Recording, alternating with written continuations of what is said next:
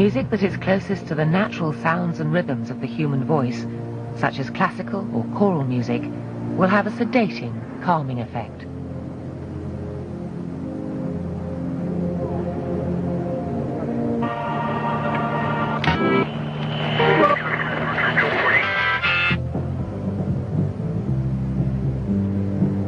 If she hears the same music over and over again, she may even be able to remember it.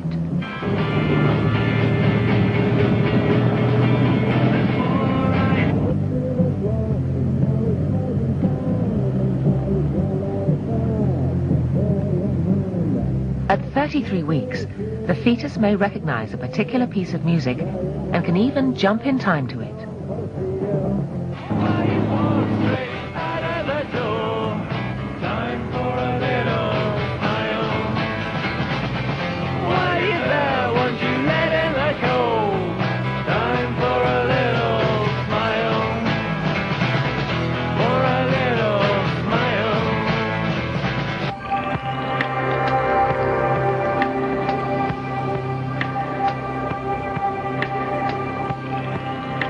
In one study, babies were repeatedly exposed to a particular TV soap opera theme during pregnancy.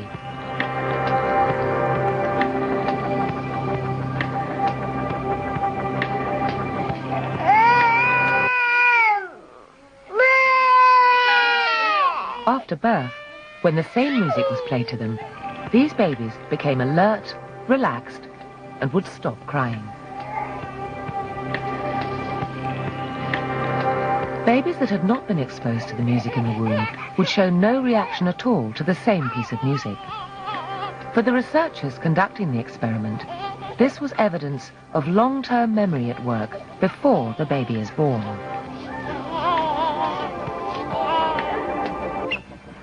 Hey diddle diddle, the cat and the fiddle, the cow jumped over the moon.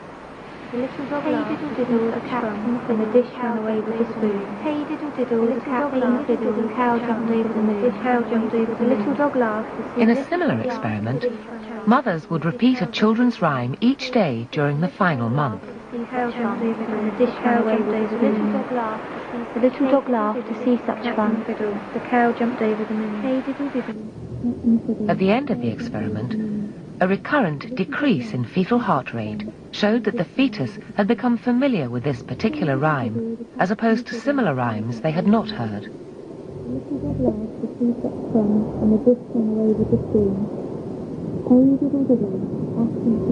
The cow jumped over the moon. Some scientists argue that there is very little difference between the brain of a newborn baby and that of a 32-week-old fetus.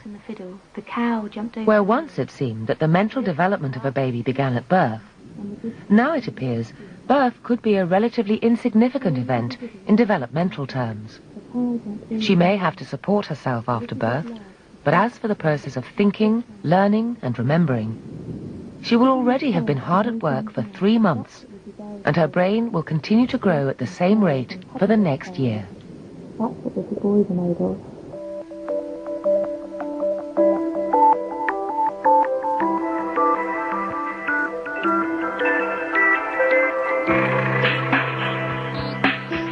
The final phase of pregnancy is a demanding one for the mother. Many women feel uncomfortable during the last couple of months. The weight of the baby, together with pressure on the spine and a battle for space, can all cause back and legs to ache. She may be feeling anxious about the birth and is likely to feel breathless as her lungs struggle to absorb 20% more oxygen than normal. One of the things revealed by the 4D scans is the fact that babies have REM, rapid eye movement sleep, a period of sleep where the eyes flick around behind the eyelids. Later in life, we know this is an indication of dreaming. This gentle flicker of an eye could be a sign that the fetus, still with a month to go before even being born, is already dreaming. Though with such little life experience, it's hard to imagine what they dream about, playing with their feet perhaps, or the gurgling of their mother's stomach.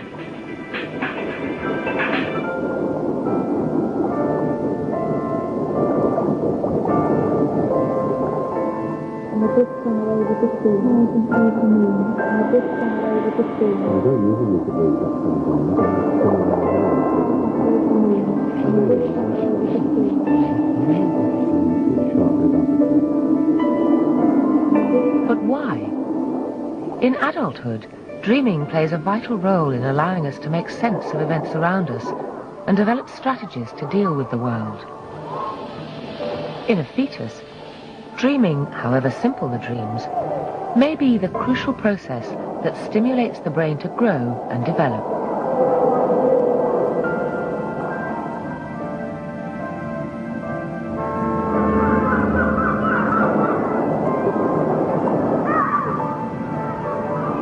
Sleep deprivation in a fetus or a newborn baby can seriously impair brain development.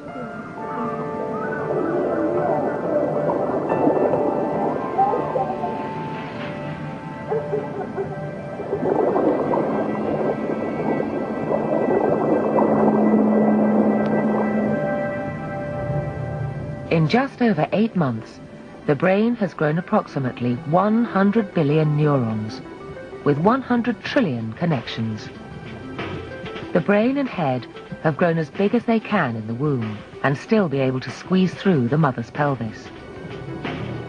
The fetus could quite happily survive if born any time from about 35 weeks, even without much medical help, although the longer she stays inside, the healthier she will be at birth.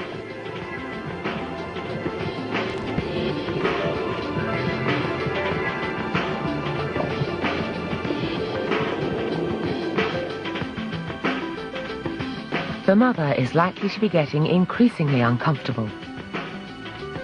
Having begun as a single cell, the baby is now cramped and heavy. She feels a considerable drain on her mother, and in putting on fat is taking more resources than the mother can provide. It's time to emerge.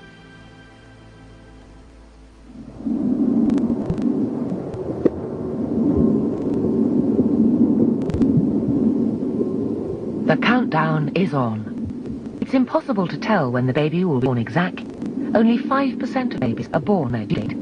The rest can emerge any time 2 weeks either side of that. The mother is getting and waiting for signs. The first contraction of the uterus, or the breaking waters as the amniotic sac ruptures.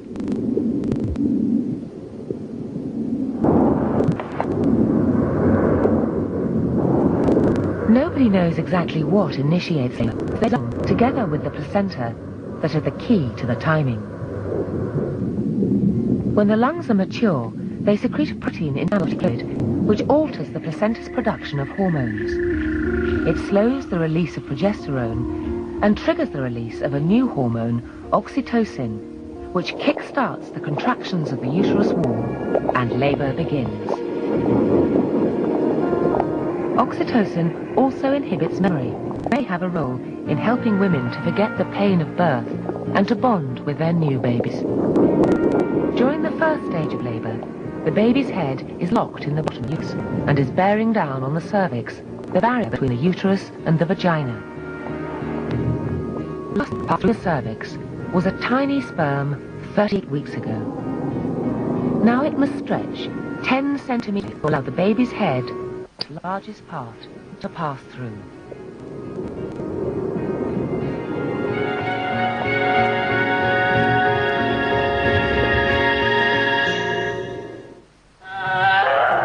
Wonderful. Slow down. Slow your breathing down. The pain's gone. For the mother, the pain of birth can be eased if she gives birth standing up, sitting or squatting, rather than lying on her back. This can also speed up the first stage of labour and reduce the likelihood of medical intervention or a caesarean. Labour is also painful and stressful for the baby. The squashing of the umbilical cord can easily constrict the supply of oxygen. The baby large quantities of blood to keep her heart beating faster.